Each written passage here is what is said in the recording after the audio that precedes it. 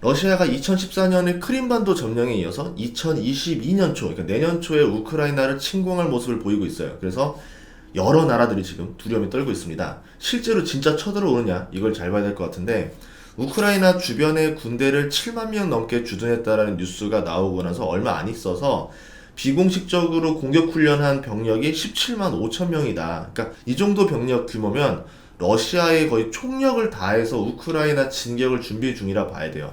러시아 국경이 워낙 넓기 때문에 나머지 수비 병력에서 잔여 병력 다 모아도 이 정도라 봐야 되거든요. 정예부대 4전차단까지 포함된 상태니까 이거 진심 아니냐 이렇게 지금 두려워하고 있습니다. 원래 올해 4월에도 원래 여기 주변에 배치하는 군대가 한 5만 명 수준이에요. 그런데 갑자기 15만 명으로 늘려가지고 깜짝 놀랐던 적이 있었는데, 그렇다고 하면은 6개월 전에 이미 벌써 예행 연습 마친 거 아니냐 이렇게 볼 수도 있습니다. 물론 우크라이나도 병력이 적지가 않아요. 2014년에 자발적으로 무장 조직을 했을 때 자원병 규모가 10만 명이었습니다. 여기에 나토군 규모도 굉장히 크거든요. 그럼 전면전으로 부딪히게 되면은 이거는 제3차 세계대전이 될 수도 있다. 그래서 설마 진짜 전쟁이 나진 않을 것이다 라는 의견들이 대체적으로 많습니다. 그렇다고 그냥 배제하기에는 찝찝하잖아요. 투자자는 모든 걸 고려해야 되기 때문에. 그래서 러시아가 우크라이나를 장악하는 것이 명분이 있고 실제로 그 이상의 이익도 거둘 수가 있어. 전쟁은 실리 따라 움직이는데 이렇게 이익도 있고 명분도 있다라 그러면은 EU도 그렇고 러시아도 그렇고 움직일 수도 있지 않을까 이렇게 봅니다. 그러니까 우크라이나는 핑계고 어떻게 보면 그 뒤에 있는 패권을 두고 하는 싸움이다 이렇게 봐야 되겠죠. 그러면 시나리오 4가지를 보도록 하겠습니다. 첫 번째 시나리오는 키예프의 중요성이에요. 이 키예프의 중요성 때문에 전쟁이 날 가능성이 있다라고 보는 거거든요. 나토와 러시아의 갈등이 지금 굉장히 골이 깊습니다. 원래 동독이 무너졌을 때 미국이 이런 약속을 했어요. 독일의 동쪽으로는 나토의 영향력을 확장하지 않겠다. 합의를 합니다. 러시아는 그 말 믿고 철군을 해버려요. 그런데 약속은 뭐다? 깨라고 있는 법이다. 독일 동쪽으로 폴란드, 발트 3국을 이제 나토가 진출을 하면서 러시아의 발틱해 진출까지 막아버립니다. 우크라이나마저 이제 나토로 들어오게 되면 러시아는 이제 턱 밑에 칼이 들어오는 느낌이에요. 굉장히 강한 위협을 받겠죠.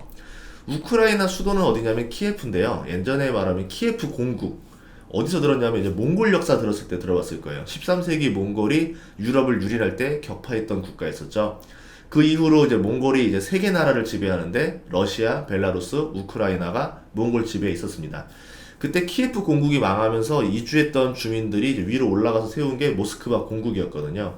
그러니까 우리로 치면은 고조선의 수도인 낙랑군이 이제 키예프 느낌이다라 보시면 될 것 같아요. 이제 요서지방, 그거 어떻게 보면 옛날 요동성 같은 느낌이다 보시면 될 것 같습니다. 그러니까 상징적으로도 굉장히 중요한 의미가 있고 지리적으로도 중요성이 크다라고 볼 수 있어요. 예전에 러시아가 지배했던 땅으로 이제 원래 크림반도는 친러 성향이 있었고 우크라이나는 친미가 우위에 있었습니다. 우크라이나 친미 정권이 세워지면서 이제 나토 가입을 이제 하려고 하는데, 그렇게 되면은 키예프에 나토군이 주둔할 수 있잖아요. 그러면 모스크바까지 불과 거리가 750km고 국경까지 조금 더 가까이 오면은 500km 안으로 이제 모스크바가 포 사정거리 안에 들어갑니다. 러시아는 어떻게 보면은 이제 장거리포 위협에 지금 노출되어 있다 이렇게 볼 수 있죠. 그러니까 막으려고 하겠죠. 2019년에 우크라이나는 나토 가입을 헌법으로 명문화했어요. 그래서 시간이 지나면 우크라이나도 나토군으로 편입이 된다. 러시아 안보를 위해서라도 우크라이나 침공 가능성이 굉장히 높다라고 볼 수 있는 이유죠. 아니면은 우크라이나가 나토에 가입하지 못한다라는 확약 조항을 해주던가 이런 조건이 있을 겁니다. 만약에 전쟁이 난다라 그러면은 최소 동부 지역은 러시아 영토로 편입하지 않을까, 뭐 서부 지역은 나토로 주는 합의안, 뭐 이런 형태로 갈라질 수도 있다 이렇게 봐야 될 것 같고요. 키예프에서 모스크바까지는 평지예요. 뭐 군사적으로 봤을 때 기갑부대가 달리면 단기간에 모스크바가 함락될 수도 있다라는 거예요. 그러면 키예프에 나토군이 배치되게 되면 러시아는 국경에 병력을 더 증강시켜야 되고 다른 곳의 병력으로 뺄 여력이 안 나옵니다. 즉 수비에 치중하느라 공격이 나갈 여력이 없다라고 봐야 돼요. 특히 또 키예프는 러시아의 트라우마 같은 곳입니다. 예전에 히틀러의 독일이 소련으로 진격할 때 소련의 최강 주력 병력이 여기에 진을 쳤었어요. 우크라이나가 곡창지대이기도 하기 때문에 히틀러는 이곳을 무시하고 모스크바 그대로 진격하기 찝찝하죠. 만약에 그대로 진격했다가는 수십만의 대군이 뒤에서 공격을 하면 협공을 당할 수 있잖아요. 그래서 결국은 독일 최고의 실력자인 구데리안을 키예프 남부 집단군을 도와주도록 보냅니다. 그렇게 협공을 해가지고 키예프에 있었던 소련군을 포위해서 항복시켜버려요. 이때 소련군 포로만 66만 명이 나옵니다. 어마어마한 전력 손실이 있었죠. 러시아 입장에서는. 그런데 오히려 그 덕분에 소련은 독일을 이기게 됩니다. 독일 주력이 키예프에 동원됨으로 인해서 모스크바로 진격을 못했어요. 그 당시 때 주력군이었던 독일 중앙 집단군이 7월 10일부터 10월 2일까지 83일 동안 정지를 해버립니다. 그 사이에 소련은 모스크바 방어를 강화하고 주요 공업시설을 모스크바에서 저쪽 우랄산맥 동쪽 시베리아로 넘겨버려요. 그래서 군수 물자를 안전하게 계속 찍어낼 수가 있었습니다. 또 여기에 150년 만에 최악의 겨울이 4주나 빨리 찾아왔어요. 그러니까 독일은 이제 공격할 타이밍을 놓치죠. 왜? 영하 40도에 넘는 추위도 이제 왔지만 10월달 이후부터 뭐가 오냐면 진흙탕이 발생돼요. 이렇게 녹으면서 진흙탕이 빠지는 어려움을 이기지 못해가지고 결국 소련에게 지게 됩니다. 타이밍을 놓쳤죠. 나폴레옹도 이 추위를 이기지 못하고 러시아를 점령하지 못했었고요. 그래서 유럽은 러시아 공격에 대한 트라우마가 있어요. 러시아를 공격했던 나라는 모두 실패했고 그 정권은 다 모두 망했습니다. 러시아의 우크라이나 공격 예상 시기가 1월로 예상되는데 그 이유 중에 하나가 해빙기를 활용하는 것 같아요.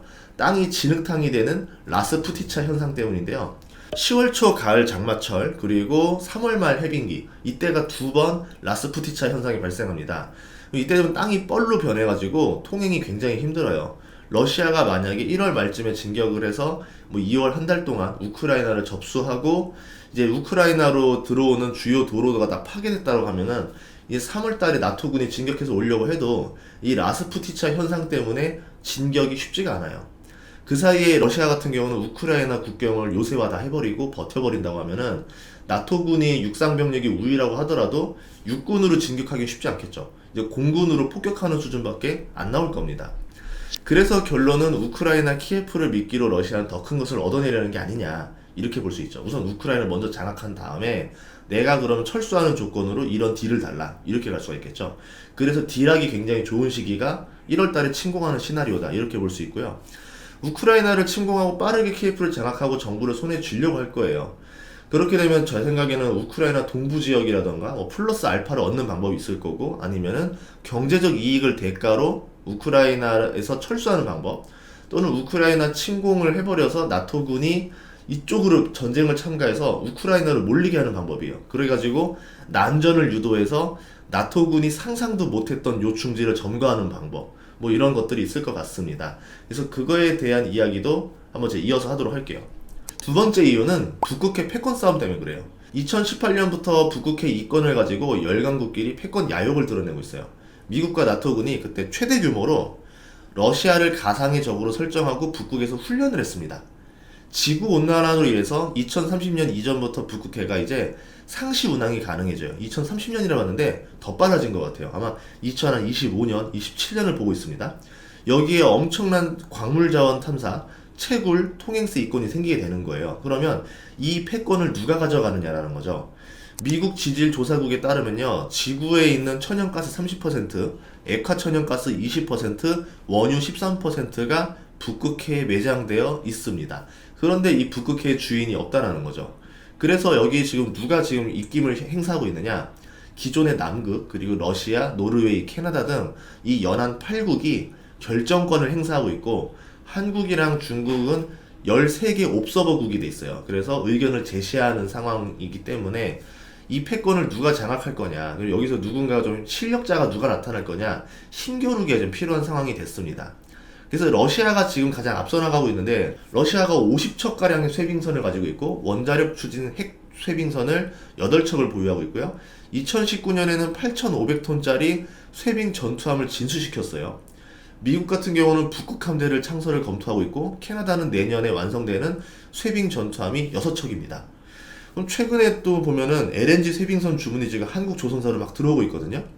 그러니까 북극 항로 통행이 얼마 남지 않았고 지금 여기를 가지고 패권 전쟁이 얼마 남지 않았다. 어떻게 보면 우크라이나는 하나의 대리전 양상을 띌 수도 있다. 이렇게 볼 수 있겠죠. 러시아가 나토보다 우위를 점해야지만 지금 북극 패권을 선점할 수 있기 때문에 유럽에다가 이제 공포를 좀 심어주려는 것 같아요. 가스관을 잠근다던가 아니면은 이번처럼 우크라이나를 불법적으로 점거를 한다던가 이런 식으로 해서 너희들이 함부로 할 수 없다. 내가 북극해를 함부로 점거한다 하더라도 대항할 수 없도록 위협을 보여주려는 게 아닌가. 일종의 핑계 또는 협상 도구로도 활용할 목적이 아닌가. 이렇게 볼 수 있습니다. 세 번째 이유는 천연가스예요. 이게 경제적으로는 가장 큰 이유 중에 하나라 보는데요. 유럽이 천연가스 35%를 러시아에 의존하고 있습니다. 그래서 미국으로부터 LNG를 공급받을 가능성이 굉장히 높아졌고 러시아는 유럽이 미국 천연가스를 이용하지 못하게 방해할 필요가 생겼죠. 그 시기가 얼마 남지 않았어요. 올겨울에 천연가스를 지금 무기화했던 러시아 덕분에 천연가스 가격이 250% 상승했습니다. 러시아를 먹여 살리는 에너지 회사가 가즈프롬이라는 회사가 있는데 여기 주가가 지금 2배가 올랐어요. 노드스트림2가 막히면서 러시아는 이것을 빌미로 오히려 경제적 이득을 취하고 있다. 이렇게 볼 수 있겠죠. 우리는 노드스트림만 알고 있는데 러시아와 유럽의 가스관, 오일관이 굉장히 복잡하게 얽혀 있습니다. 거미줄처럼 엉켜 있어요. 하지만 이걸 간단하게 표현하자라고 하면은 바닷길인 노드스트림으로 볼 수 있고 육로는 두 개의 길이 있는데 벨라루스를 지나가는 길, 우크라이나를 지나가는 길 두 개의 길이 있어요. 노드스트림2는 지금 미국의 방해로 막혀 있고 벨라루스는 러시아의 영향력이 미치고 있는 상태고 우크라이나는 미치지 못하고 있습니다. 만약에 러시아가 우크라이나마저 접수하게 되면은 모든 가스길의 요충지를 다 점거하게 되는 거거든요. 독일과 폴란드 같이 이제 가스를 쓰는 유럽에 대해서 러시아의 압박이 더 가해질 수 있다는 거죠. EU에서 러시아의 입김이 강해지게 되면은 EU는 갈라질 가능성이 높아요. 분열되고 그럼 나토도 갈라지거나 의견이 모아지지 않거나 분열될 가능성이 높다. 이것을 러시아가 원하는 게 아닌가 이렇게 볼 수 있습니다. 만약 러시아의 우크라이나 침공이 시작되게 되면은 나토군이 결성되겠죠. 근데 이거를 출격하지 못하도록 유럽을 겁줄 필요가 있다라 봐요. 그래서 천연가스를 활용할 겁니다. 1월에 만약에 가스관을 잠가버리고 전쟁을 걸어버리면 유럽에서는 수많은 동사자가 속출할 거예요. 난방이 안 되기 때문에. 그러면 러시아가 이렇게 말하겠죠. 나토군에 참가하는 국가는 가스관을 잠가버리겠다고 겁을 줄 거예요. 그러면 여기에 영향을 받지 않는 영국이나 프랑스 정도는 강한 반발을 하고 나토군을 출격시킬 수 있겠지만 나머지 국가들은 항의는 하지만 나토군 참가에 들어가지 못하는 형국이 될 수도 있다는 거죠. 전쟁이 지금 자국의 이익에 도움이 되지 않기 때문에 러시아의 이런 경제적인 협박에 굴복할 수도 있다는 거죠. 이럴 경우에 천연가스 가격이 급등하는 일이 발생할 수도 있습니다. 지금 가즈프롬 주식을 삼성증권의 독일 증시에서 매수가 가능한데요. 현재 주가가 8.2유로예요. PER로 치면 5배고 배당이 3.6% 수준입니다. 배당금을 보면은 2019년에 굉장히 많이 줬고 그리고 지금 이번에 2021년에도 많이 주는 모습을 볼 수 있죠. 러시아가 가스관을 무기로 활용하게 되면은 이제 유럽은 러시아 가스관에서 벗어나려고 할 건데 그러면 의외의 수혜주가 나올 수도 있어요. 러시아가 가스관을 무기로 활용을 지금 2번이나 하게 되는 거기 때문에 유럽은 러시아 가스관에서 벗어나려고 할 겁니다. 이때 미국의 LNG 시설이 완공되겠죠. 이제 거의 다 완공될 때가 됐어요. 그리고 LNG 운반선을 통해서 유럽으로 수송하게 되면은 러시아는 큰 경제적 타격을 입을 수 있다는 거죠. 네 번째 이유는 발트 3국이에요. 러시아가 정말 전쟁을 벌이기로 마음을 먹었다라고 하면은 우크라이나도 굉장히 중요한 요충지지만 발트 3국이 더 거슬리는 요충지입니다. 러시아는 발트해를 접하는 칼리닌그라드 지역을 가지고 있는데 이 지역이 지금 러시아 육로랑 연결이 안 됐어요. 러시아의 우방국인 벨라루스를 통해서도 이 연결 거리가 좀 안 됩니다. 그럼 여기를 확보를 해야 되겠죠. 만약 여기를 확보한다라 그러면은 러시아 입장에서는 굉장히 훌륭한 부동항을 확보해가지고 해양 진출이 용이해져요. 러시아가 꿈꾸던 해양 진출 드디어 이루어지는 겁니다. 화면에서 보다시피 러시아의 우방국인 벨라루스의 위치가 굉장히 절묘하게 있는데 만약에 우크라이나 수도 키예프를 구원하기 위해서 나토군이 우크라이나 깊숙이 키예프 쪽으로 들어오게 되면은 러시아는요 오히려 발트 3국을 칠 수도 있는 위치에 접해 있는 거예요. 그러니까 벨라루스를 통해서 발트 3국을 쳐버리면은 나토군은 지금 벨라루스 발트 3국을 구원할 수가 없습니다. 키예프에 갇혀버리게 되는 거죠. 여기에 만약에 러시아가 발트 3국도 장악을 하게 되고 우크라이나도 장악하게 된다라 그러면 오히려 거꾸로 폴란드가 포위가 됩니다. 근데 폴란드 바로 왼쪽은 독일이에요. 그러면 만약에 발트 3국 장악하고 친러 정권 세우고 퇴각해버리고 그 대신 조건으로 우크라이나 영토 뭐 전체 또는 동부 지역을 할양 달라라고 한 다음에 러시아는 실질적으로 발트 3국 우크라이나에다가 자신의 영향력을 행사하고 그 다음에 이제 슬슬 폴란드에도 영향력을 행사할 수 있다라는 거죠. 근데 미국과 유럽이 그 정도 선에서 합의를 볼 가능성도 높다라고 봐요. 왜? 과거에 히틀러한테도 그랬던 적이 있었습니다. 그렇게 폴란드를 독일에게 주고 나서 얼마 안 있어가지고 프랑스가 독일한테 떨어졌죠. 아마 그 우를 범할 수도 있다라 봐요. 폴란드 병력이 6만 명 수준입니다. 러시아가 강한 압박을 하거나 정치 공작을 통해서 폴란드에다 친러 정권을 세운다. 이렇게 되면은 이제 독일 동쪽으로는 다 러시아 세력권으로 넘어가는 거예요. 푸틴이 그렇게 원했던 옛 소련의 영토를 회복하는 셈이 됩니다. 물론 그렇게 되기는 쉽지 않아요. 이 전면전을 붙는다라는 가정하에서 보면은 나토군이 훨씬 더 우위에 있습니다. 탱크 수도 800대가 더 많고 병력도 73만 명이에요. 러시아의 37만 명보다 2배나 더 많습니다. 거기에 현대전에서 가장 중요한 게 이제 전투기 수인데 러시아는 250기, EU는 700기로 지금 3배 정도 차이가 나요. 그래서 실질적으로 전면전이 발생할 가능성을 높게 보지 않습니다. 러시아도 본인이 원하는 것을 합의 보는 게 목적인 거지 전면전을 원하는 게 아니에요. 그러니까 병력을 합의만 보고 나면 뒤로 뺄 가능성이 높다 이렇게 보는 거죠. 그게 서로에게 이득이 되기 때문이다 라는 거고, 유럽이 그러면 하나로 똘똘 뭉칠 가능성도 전 높지 않다라 봅니다.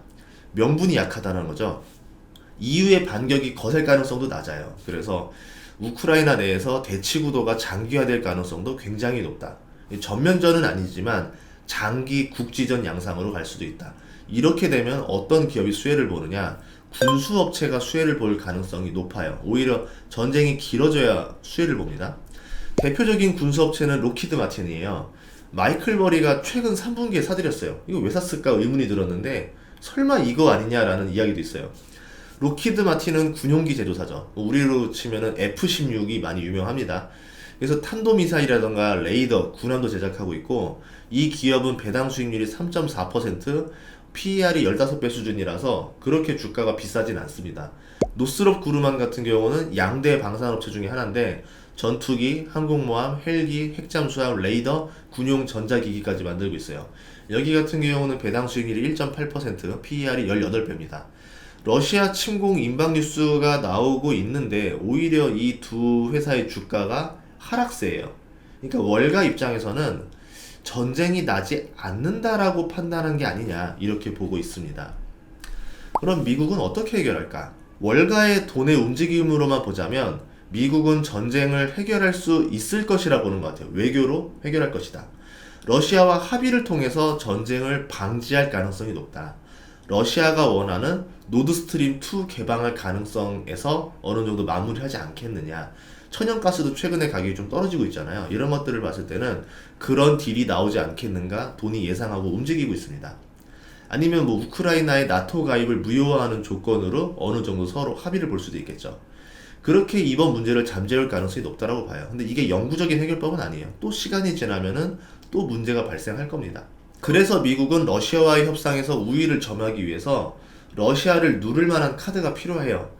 러시아가 전쟁을 하면은 경제 제재로 이거를 막을 것이다 라고 이제 그렇게 보는데, 자금줄을 막는 방법이 가장 유력합니다. 2014년 크림반도 사태 때 미국은 러시아한테 자산 동결을 시켰어요. 그리고 미국 기업과 거래 금지, 미국 입국 거부, 2차 셰일 혁명 이런 걸로 통해서 천연가스 가격 하락, 그러니까 러시아한테 굉장한 경제적 보복을 가했습니다. 이번에는 여기에 더해서 벨기에에 기반을 둔 스위프트 금융 시스템에 러시아를 차단시키는 방안이 나올 수 있다라고 보고 있는데, 전 세계 수천 개 은행 간의 자금 이동을 막는 조치라 볼 수 있어요. 어떻게 보면 이제 예전에 북한이 당했던 그 금융 제재라 보시면 됩니다. 이란한테도 이 방법을 썼었는데요. 얼마나 효과적이었느냐? 이란 같은 경우는 석유 수출로 수익을 많이 내는데 석유 수출 수익의 절반이 사라졌고 대외 무역의 3분의 1을 잃었습니다. 러시아도 천연가스, 오일 수출로 즉 국가 수입을 버는 비중이 3분의 1이 넘어요. 굉장히 의존도가 높죠. 그런데 만약에 여기서 금융 제재를 당하게 되면은 러시아의 경제가 빠르게 몰락할 수 있다라는 거죠. 이후에 러시아의 힘이 커지는 걸 방지하기 위해서 미국 같은 경우는 유가라던가 천연가스 가격을 낮출 수도 있다라고 봐요. 그럼 기존에 ESG 핑계로 지금 신규 채굴을 못하게 했었잖아요. 그래서 막 셰일 업체들이 방해를 받아서 신규 채굴을 못하고 지금 굉장히 어려웠는데, 만약에 이거를 완화해줘가지고 신규 채굴을 막 확 늘리게 되는 거죠. 뭐 대출을 풀어준다던가 이런 식으로 하겠죠. 이럴 경우에 어떤 업체가 수혜를 볼 거냐? 세계 최대 셰일 업체를 인수했던 옥시덴탈이 호재를 볼 가능성이 있어요. 그때 이제 셰일 업체를 인수하자마자 코로나가 터지면서 완전히 골로 갈 뻔했던 회사였는데, 만약에 셰일 업체가 살아나게 된다 그러면 옥시덴탈이 수혜를 볼 수 있겠죠. 천연가스 공급도 크게 늘어날 것이고, 그렇게 되면은 러시아가 지금처럼 힘을 쓸 수는 없을 겁니다. 왜? 그렇게 되면은 본인 나라 경제도 유지하기 굉장히 버거울 테니까요. 자, 그러면은 이제 이 시기가 얼마 안 남았는데 어떤 결정을 내릴지 우리가 보면서 돈의 이동도 잘 보시면 좋을 것 같아요. 푸틴의 딜은 우크라이나일 것이냐, 노드스트림일 것이냐, 북극해일 것이냐, 아니면은 완만한 합의일 것이냐, 이것들을 보시면서 투자를 하시면 좋을 것 같습니다. 다음 시간에도 좋은 정보로 찾아뵙도록 하겠습니다. 고맙습니다.